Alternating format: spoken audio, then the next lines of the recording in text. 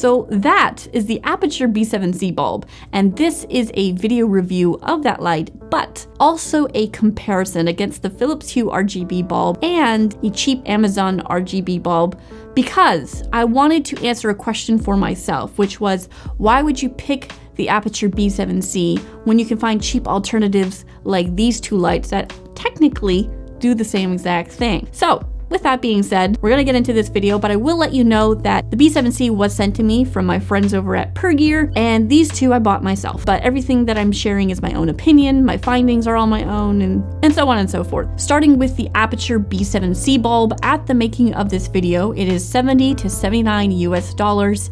When you purchase it, you get the bulb and a soft carrying pouch. It is an RGB WW light with a Kelvin temperature range of 2000 Kelvin to 10,000 Kelvin. This light does have an app which is linked via Bluetooth. The B7C also has the ability to do special effects which are controllable from within the app. There are buttons on the bulb that you could also use to control the light, but the app is a lot easier to use with this light. Next up, we have the Phillips Hue RGB bulb. It goes for about $50 to $55 US at the making of this video. And when you purchase this light, you will only receive the bulb, nothing else. This light has a Kelvin temperature range of 2000 Kelvin to 6500 Kelvin. It also has an app and is connected via Bluetooth. Also has the ability to be controlled with Alexa. This bulb does not come with any special effects. And lastly, we have the Amazon RGB bulbs. They don't have an official name, so I will refer to them as the Amazon bulbs. But at the making of this video, it's $30 and you will get 4 bulbs.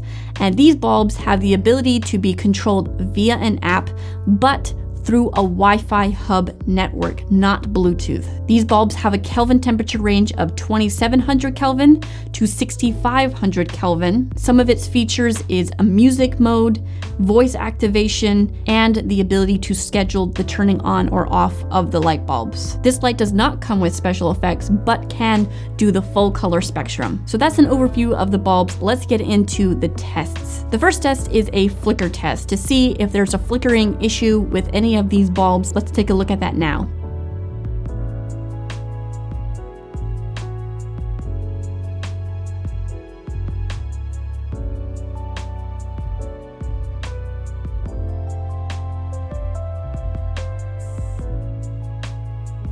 Before I can share the last test with you, I do need to let you know about the app controllability for each of these bulbs. For the Aputure B7C, it has the Sidus Link app, which has a lot of control. You can control the exact Kelvin temperature, you know exactly what number you're at, the brightness, everything has numbers or values that you can change and interact with to really customize and control the bulb. Now, when it comes to the Phillips Hue bulb, the app does not have as much control. You cannot see a number value for the Kelvin temperature, for instance. So you really end up having to guess at 5600 Kelvin, 3200 Kelvin, or whatever number you're going for. So it is tricky to work with this app because you don't know what number values you are at. The same goes with the Amazon RGB bulb. The reason I share all this is because I would have loved to do a test where I test the Kelvin temperature accuracy.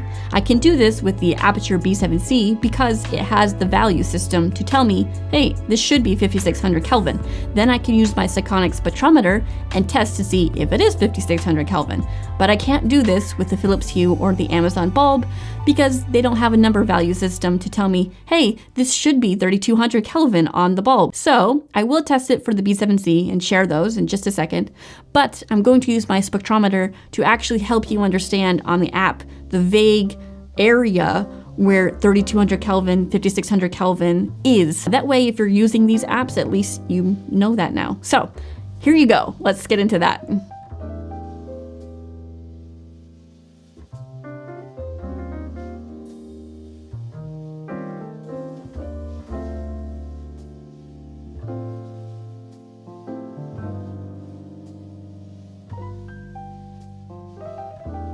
I do want to make a really quick note about heat with these bulbs. They are bulbs. You should be careful when handling them. It's just like in your house. If you have a bulb on for 5 hours, it's going to be pretty warm to the touch. But specifically with the Aputure B7C bulb, you should be extra careful. It is made out of aluminum at the bottom because that is the heat sink. That's why it's kind of like an awkward shape.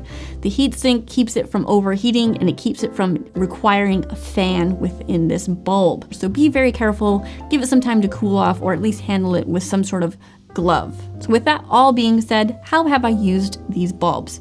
Aputure B7C I have used in some scenes like film work stuff, and it's worked great. Having the ability to control so much from the app is very helpful, turning it on and off. I will say using the Aputure B7C is a pain as a practical light if you have your actor interacting with the light. It does turn on. If you click a lamp, it will turn on, but there is a delay. And that's really annoying. There's no delay for turning it off, but it is for turning it on. So if you want to make it look like an actor turns on the lamp with the B7C bulb, you have to have someone like faking it being turned on from the app because it's such a delay. It's like a full second delay, which really is not helpful at all. So that's the B7C. That's how I've used it, is in some scenes, but it's a bit of a pain for interaction. Now the Phillips Hue is not like that when it comes to switching it on and off. It is instant. There's no delay. However, I actually don't find it useful to use in scenes and stuff like that due to the small flicker issue, but it can be used as like an everyday bulb. Obviously that is its intention. Now the Amazon bulb I never use. To me, it's a piece of junk and a waste of money. So my opinion, which is probably obvious at this point, is that the Aputure B7C is the way to go. Don't cheap out and try to save money with these other bulb options because your footage is going to look terrible if you're using these ones due to the flickering and the fact that you can't even really control them accurately. Basically, I love the B7C because it is really built for the filmmaker and the app has so much control and customization that it is totally worth the amount of money you're paying for this bulb. Don't bother saving yourself 20 bucks. Get this bulb, get a bunch of them if you need it. So that is my recommendation. Everything is linked down in the description for you to find if you're interested in getting them. Using the link supports the channel, so thank you for doing that. Otherwise, if I didn't answer your question, put it in the comments and I'll try to help you out. And with that, I'll see you guys in the next video.